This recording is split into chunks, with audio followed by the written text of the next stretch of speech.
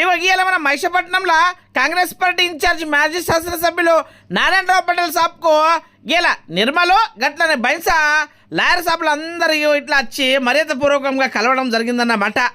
అబ్బో ఎందుకే ఏంటి విషయం అని అనుకుంటున్నారా? చెప్తున్నా గాన్నేస్తున్నా. మన నిర్మల్ పట్టణంలో కోర్టు ఉన్నది కదా, ఆ కోర్టును డిస్మెంటల్ చేసి ఆ కోర్టును మళ్ళీ నూతనంగా కట్టిస్తున్నారట. కానీ అదే ప్లేస్లో కాకుండా ఆ నిర్మల్ పట్టణానికి 10 కిలోమీటర్ల దూరంలో ఏదైతే మనకు మహిళా ప్రాంగణం ఉంటుందో అక్కడ ఆ బిల్డింగ్ను నిర్మిస్తామని ప్రభుత్వం నుంచి ఆదేశాలు వచ్చినాయట. అబ్బో అది మస్తు దూరం అవుతుంది సార్. అక్కడ రావాలంటే ప్రజలందరూ ఇబ్బంది పడతారు. వృద్ధులు కానీ మహిళలు కానీ అదేవిధంగా ఎవరైతే ప్రెగ్నెన్సీ వాళ్ళు ఉంటారో అక్కడి వరకు రావాలంటే కష్టమవుతుంది. వెళ్ళడానికి వెహికల్ దొరకదు, రావడానికి వెహికల్ దొరకాయి. కోర్టుకు టైంకు ఎవరు చేరుకోలేరు. గట్లనే అక్కడ మస్తు మంది ప్రజలు రోజుకు అంటే డిస్టిక్ మొత్తం నుంచి వస్తారు కాబట్టి ప్రతి ఒక్కరికి ఇబ్బంది అవుతుంది సారు. అట్లా కాకుండా మున్సిపాలిటీ పరిధిలోనే అక్కడ ఈ బిల్డింగ్ను నిర్మించి నూతన కోర్టును మంజూరు చేయాలని అక్కడ తెలపడం జరిగింది. ఇక అందుకే మన ప్రెసిడెంట్ మల్లారెడ్డి సారు గట్లనే నరేందర్ సారు, మన బైన్సా ప్రెసిడెంట్ అయినటువంటి bar association C Shankar sir, Murali sir, ఈ విధంగా అందరు వచ్చి నారాయణరావు పటేల్ గారికి ప్రభుత్వం దగ్గర ఈ డిమాండ్ను తీసుకువెళ్ళాలని అక్కడ తెలపడం జరిగిందన్నమాట. ఇక నారాయణరావు పటేల్ గారు సానుకూలంగా స్పందించి ఖచ్చితంగా బట్టి విక్రమార్క ద్వారా అదేవిధంగా మన ముఖ్యమంత్రి వాళ్ళ దగ్గర ఈ సమస్య తీసుకెళ్లి పరిష్కరించే విధంగా ప్రయత్నం చేస్తానని అక్కడ హామీ ఇవ్వడం జరిగింది. జిల్లా కోర్టు సముదాయాన్ని నిర్మల్కు ఒక 10 కిలోమీటర్ల దూరంలో మహిళా ప్రాంగణం వద్ద నిర్మించాలనేటటువంటి నిర్ణయం ఏదైతుందో అది సరైనది కాదనేటటువంటి ఉద్దేశంతో ఇక్కడికి బైన్సాకు వచ్చి ఇక్కడ ఉన్నటువంటి నారాయణ పటేల్ గారిని మరియు అన్ని పార్టీల నాయకులను అందరినీ కలిసి వాళ్లకు రిప్రజెంటేషన్ ఇవ్వడము, వాళ్ళకు విన్నవించుకోవడం జరిగింది. అందరూ కూడా ఈ విషయంలో కోఆపరేట్ చేయాలి. ఎందుకోసము అంటే ఇది కేవలము అడ్వకేట్లకో లేకపోతే కోర్టు సిబ్బందికో ఉన్నటువంటి సమస్య కాదు. కోర్టుకు ముఖ్యంగా ఈ ముదోల్ కాన్స్టిట్యున్సీ నుంచి కానీ ఖానాపూర్ కాన్స్టిట్యున్సీ నుంచి కానీ కొన్ని వందల మంది రోజు కోర్టుకు వస్తూ ఉంటారు.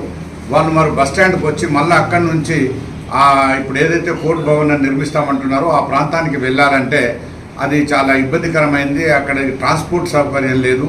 లేడీస్ కానీ వయసు పైబడ్డ వాళ్ళు కానీ వాళ్ళు అక్కడికి రావడం అంటే ఇబ్బందితో కూడుకున్నట్టు అవుతుంది. కాబట్టి కోర్టు సముదాయాన్ని ఇప్పుడు ఉన్నటువంటి కోర్టు సముదాయం ఉన్నటువంటి ప్రాంతంలో కానీ లేదా మొన్న గత ప్రభుత్వంలో వాళ్ళు కేటాయించినటువంటి సోఫీనగర్లో కానీ కాకపోతే ఇప్పుడు ఇంతకు మొదలు CD4 ఆఫీస్ ఉన్నటువంటి ప్రాంతంలో కానీ కోర్టును నిర్మించాలనేటటువంటి ఉద్దేశంతో అందరికీ రిప్రజెంటేషన్ ఇవ్వడం జరిగింది.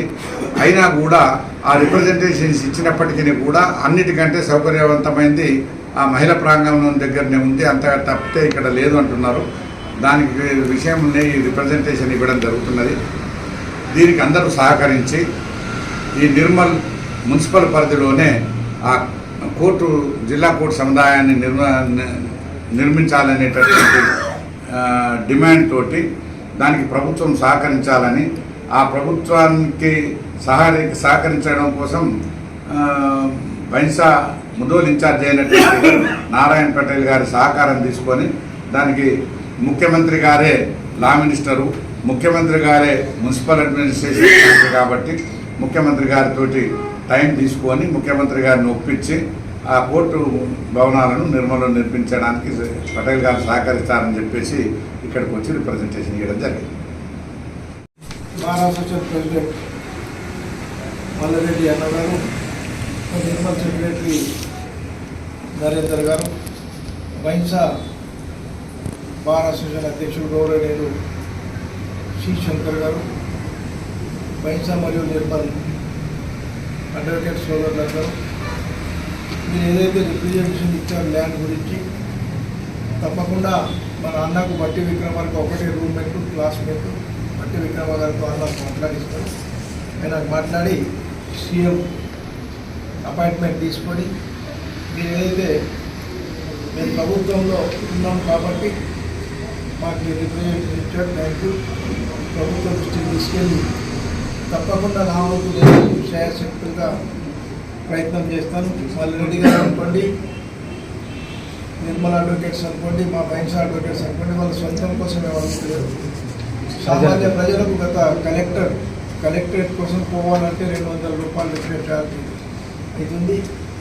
అది కాబట్టి అటువంటి పొరపాటు ఇప్పుడు సామాన్య ఏదైతే ముద్దాయిలు అనుకోండి, ముద్దాయిలు కావాలని వ్యక్తులు అనుకోండి, కోర్టు చుట్టూ రోజు 1000 నుంచి 1500 మంది వస్తారు. వాళ్ళకి అక్కడ వెళ్ళడం అంటే ఆర్థిక భారం కలుగుతుందనే మంచి ఉద్దేశంతో మల్లారెడ్డి గారు నిర్ణయం తీసుకున్నారు. తప్పకుండా వాళ్ళ నిర్ణయం ప్రకారం నేను ప్రభుత్వ దృష్టికి తీసుకెళ్ళి మీతోటి నేను కూడా తప్పకుండా ఉంటానని మీ అందరికీ హామీ ఇస్తూ సెలవు తీసుకుంటాను.